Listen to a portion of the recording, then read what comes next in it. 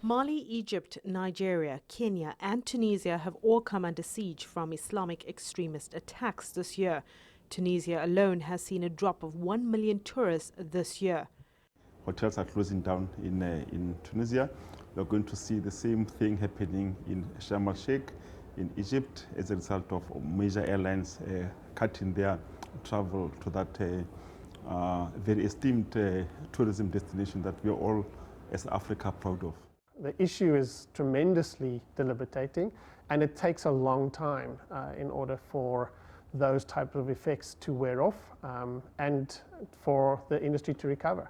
And we're seeing it. We're seeing in a lot of these countries where they're happening at the moment, we're seeing the drop in bookings. We're seeing a lot of people who made the bookings walk away from sizable deposits. For almost all of these countries, tourism is a large contributor to GDP and a significant youth employer.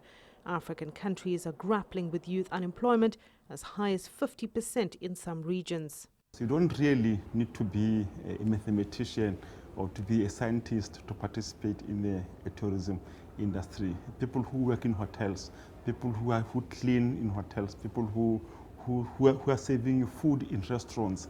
Those are the people that benefit, and basically also it's an industry that benefits the youth as well. And the demise of tourism, or the challenges that our countries are having, affects the youth employment in those countries. The crisis comes as West African countries are still trying to recover from last year's Ebola outbreak. The disease claimed more than 10,000 lives and left the continent's reputation in tatters. People from other parts of the world actually thought that South Africa was quite close to Liberia. I actually traveled with that little map that came out to show the distances between the countries, just to show people how far away South Africa is from where Ebola is. Terrorism and health risks are not isolated to Africa, but the continent takes a longer time to recover than other parts of the world. Africa, as a continent, already has a challenge. It's the unknown.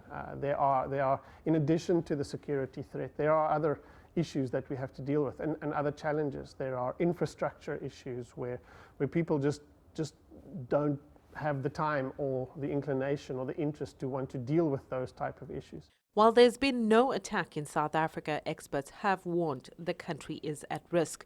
In September, the US issued a warning of an imminent attack in the country.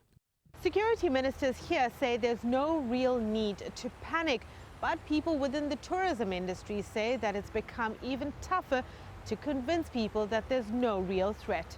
Sumitra Nydoo, CCTV, Cape Town.